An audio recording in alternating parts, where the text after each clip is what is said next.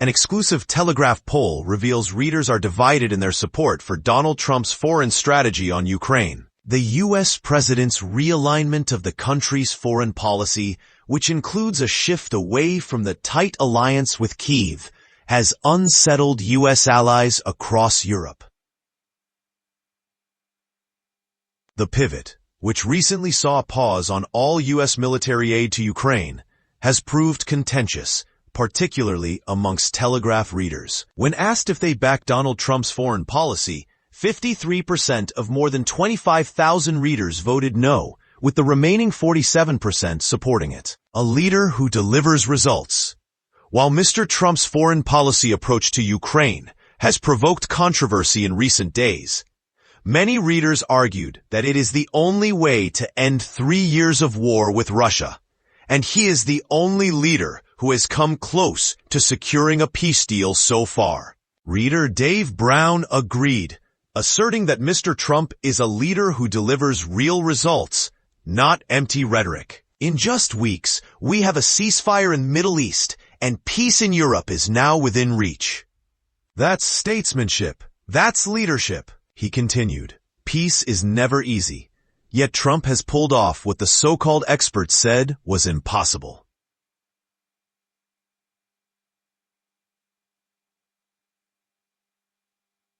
The man has skills beyond any politician of our time. The U.S. is in fantastic hands, and when it thrives, even Britain benefits, despite the clueless fools running this country. Echoing his view, Harry McPherson said, "Hate Trump all you want, but he is ending that dreadful war quickly." The EU has told Zelensky to go crawling back and sign the damn deal because we can't help you. We are woke and broke. Chris Beckett puts it simply, Trump is incredible. First, he got the hostages out of Gaza, and now he is securing peace in Ukraine. If this endures, he will be a deserved winner of the Nobel Peace Prize. Some readers touched on the U.S.-Ukraine minerals deal, including reader Mel Shaw, who argued that the minerals deal is potentially a stroke of genius. It gives the U.S. a long-term interest in Ukraine as an independent nation within its current de facto borders, avoids military involvement, and puts responsibility for their own defense on European nations. Let's hope it works, Mel added. Jackie Tyree expressed a similar view. Trump has played a blinder here, gets the U.S. money back via the mineral deals, gets peace talks and the EU spending far more on their GDP. All within 5 weeks of being re-elected, just like he said he would. If only the UK had a patriotic leader. Others assessed how Mr. Trump's confrontational approach to foreign policy demonstrates a greater strength that should be admired compared to UK and European leaders. Andy McNeilis insisted Mr. Trump's approach is a breath of fresh air. He continued, to all the experts who have derided, insulted, and lampooned Trump, he is in danger of stopping a war in less than 3 months, whilst our sad, weak, self-centered European leaders did the square root of 0 in 3 years. His Congress address was pure theater, so good that you could smell the Democrats swallowing their bile. J. Tax echoed a similar view focusing on the UK, arguing if only the UK had a patriotic leader that put forward common-sense policies that benefited the country above all else. The bully won. However, more than half of the 23,000 readers who voted in the Telegraph's poll do not back Mr. Trump's agenda. Many argue that he is a bully and puts himself first, while others assert that his policies don't make sense and that he has betrayed Ukraine. Several readers claim that Mr. Trump is using below-board tactics to get what he wants. The criticizing the U.S. president, D. Fletcher shares. So now Trump is holding out for a bigger, better deal. How despicable that through a combination of blackmail, brinkmanship, and outright bullying, he should now be sermonizing about achieving a peace deal whilst holding the lives of Ukrainians to ransom.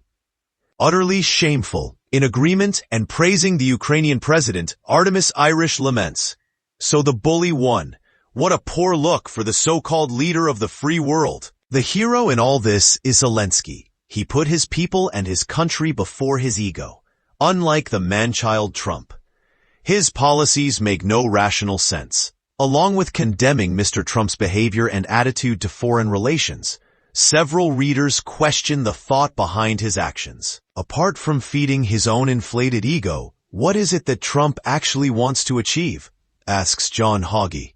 His policies make no rational sense, even if anybody can understand them, as shown by his rather long and nonsensical speech to Congress. In response to his foreign policies, Reader Will Tell puts forward that the U.S. will turn on Trump when they realize they can't react quickly enough to the step change in sanctions. Suddenly all the big talk will sound pathetic. Going further, Angela Pickles questions the validity of previous international agreements, believing, "It is astonishing to see the reputation of the U.S. trashed by its current leader and his team. When Ukraine agreed to transfer the nuclear weapons in its country to Russia, it was in return for a cast-iron guarantee that 3 countries would defend its borders. They were the UK, Russia, and the US." She goes on to say, "For Russia to ignore a treaty it had signed was for some not a total surprise, but for the US to ignore its commitment is nothing short of astounding. Whoever is going to rely on the word of America now, they'll never be believed again." Steve Willis declares that trusting Mr. Trump is a mistake, explaining that once you sign the minerals deal, he will work to get you out as soon as possible. He warns leaders not to forget, Trump is now with Iran, Russia, and North Korea. "The writing is on the wall, Mr. Zelensky. Ignore at your peril." Expressing sympathy for those affected by Mr. Trump's decision-making, June Clark shares, "I feel so sorry for the Ukrainian people being forced to make a deal with Donald Trump, who is acting like he is buying a second-hand car. I just hope the U.S. has given the security assurances that Ukraine so desperately needs. Personally, I trust Trump as much as I trust Putin."